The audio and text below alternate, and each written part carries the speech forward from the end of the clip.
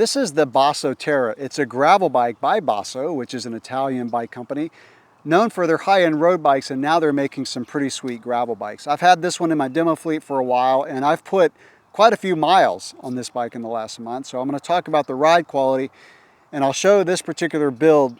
This one is a Shimano GRX 2x. It's got some really good components. What makes the Terra unique is that it's got an alloy or aluminum front triangle paired with a carbon rear triangle and a carbon fork. And what that does is it gives it a really good ride quality at a pretty good price point. So this particular one is about $2,800 US, again with some pretty sweet components. So let me show it up close, what you get with this one, and then I'll talk about the ride quality of the Terra. We'll start with a close-up look at the frame, and I like the subtle graphics. You're seeing this on a lot of bikes. The logo is pretty subtle along with the model, the Terra right there. It's a really sharp looking bike. So there's your carbon fork.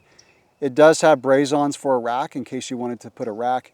You've also got the carbon rear triangle that I mentioned.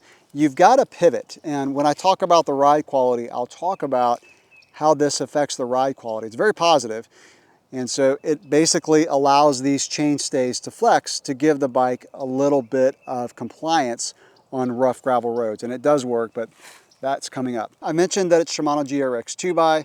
Super solid group set. And you know, when I switched to this bike after being on my personal gravel bike, which has SRAM axis, I was like, you know what? This mechanical stuff works so well. Shimano GRX is so dialed. I really like Shimano GRX mechanical. And when I was riding it, I was like, I actually don't miss my electronic when I'm riding. I do like the electronic, how you can have one shifter shifts up, one shifts down. But the Shimano GRX has the advantage that you can shift up or down with one hand in case you're, riding without a hand on the handlebar, like getting a water bottle with one hand and the other hand's on the bar. But that's a side note. I just want to mention that. But the Shimano GRX on this bike has been really good. Now, I personally have gravitated more towards a bike with no front derailleur. So you can get the Terra and a Shimano GRX 1x12, so this is a 2x11. Pluses and minuses, I won't really go into it in this video. I made a video recently talking about front derailleurs, but we'll just leave it at that. The components are decent for the money. This is the first Microtech component bike that I've used, so the wheels and the seat post. The Sella Italia saddle, this is, I guess, the Boost X3 model. I've ridden a few Sella Italia saddles on different demo bikes and really like them. Very comfortable saddle. I did 70 miles this morning and no complaints. In fact, I may get one of these saddles for my other gravel bike because I really like them. Now the tires on this bike are 45s. So they come with Cannondale Terra trails. They are pretty aggressive knobs for my taste for a gravel bike.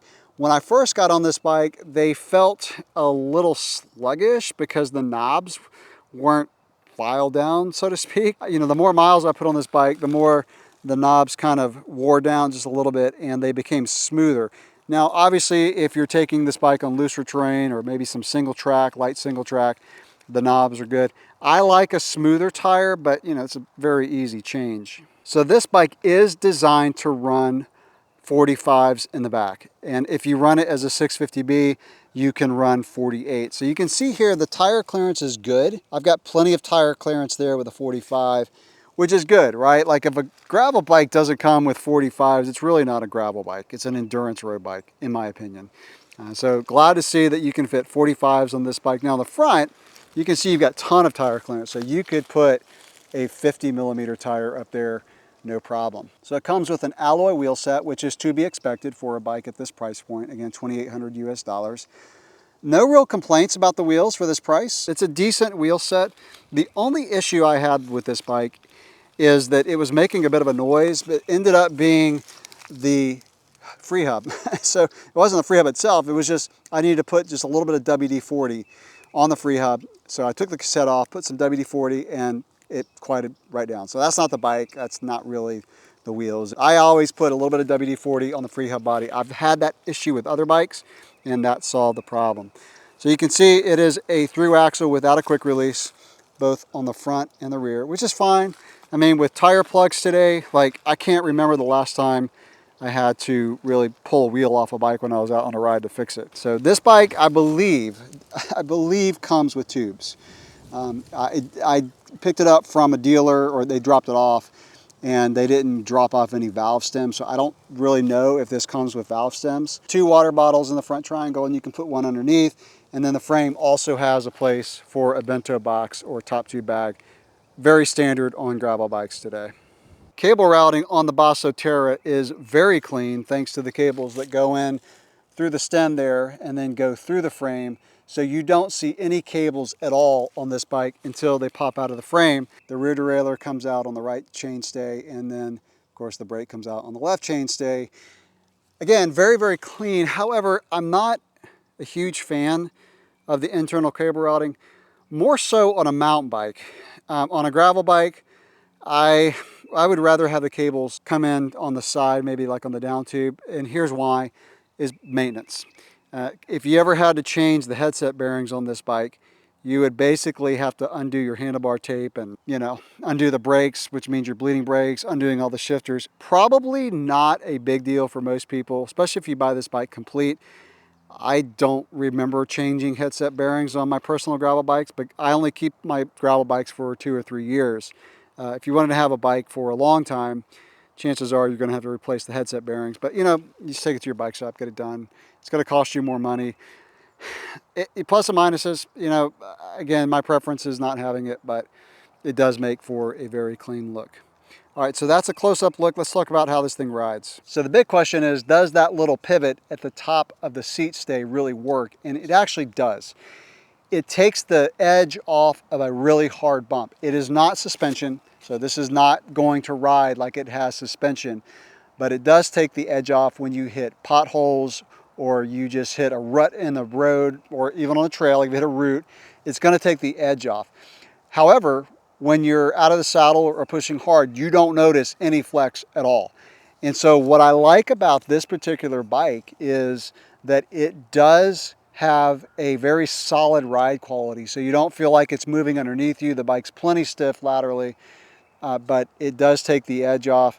So with the 45C tires and that little pivot, a carbon fork, it's a very smooth riding bike.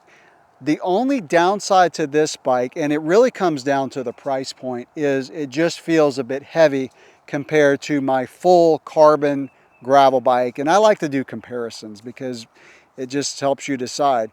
So compared to my personal gravel bike, which is full carbon wheels, very light bike. My personal gravel bike, I think it's about 2 pounds lighter, and you really do notice that. Is it going to matter, like if you just like getting out and doing gravel rides without riding with a fast group or racing? It doesn't. It honestly doesn't, and that's why a bike at this price point is going to fit a lot of riders, because most riders don't really just push the envelope with pace and whatnot. Most gravel riders don't race. Now, if you're the type of person that rides fast groups and you're just kind of like on your limit, and you just need that like little extra edge, then yeah, you're going to want a full carbon bike that's lighter. But for the majority of the people out there, like this bike, now here's the advantage of this bike, is that you can just change out the wheels one day. And wheels make a bigger difference than frame material, wheels and tires. You could get a bike like this, less than $3 grand, ride it, and then when you feel like upgrading the wheels, get a set of carbon wheels and any tire of your choice, and it's just going to improve the ride quality. As I mentioned earlier, I like a smoother tire. I like the Schwalbe G1s. They just have a little bit less rolling resistance. What I noticed is when I got into loose, like sand, and especially if the roads were damp, the gravel roads, and there was loose stuff, like I said, sand, then I felt like these tires were pretty sluggish. But tires are a very easy swap. It would probably really help changing these to tubeless, which if I hold this bike for a long time, I will do, because I love the ride quality. That will make the bike ride lighter and faster, there's no doubt. No doubt. It just rolls a little bit smoother and you're reducing some weight. And of course you have the advantage of, get a puncture, it will probably seal up. So again, for this price point, the bike is just not going to be quite as fast if you're sprinting out of the saddle up hills, especially those short, steep hills where you just, jump out of the saddle and you push hard and you want a bike to just accelerate as fast as possible. That's where this bike, because of the weight, is not going to be as fast as a bike that's a couple pounds lighter.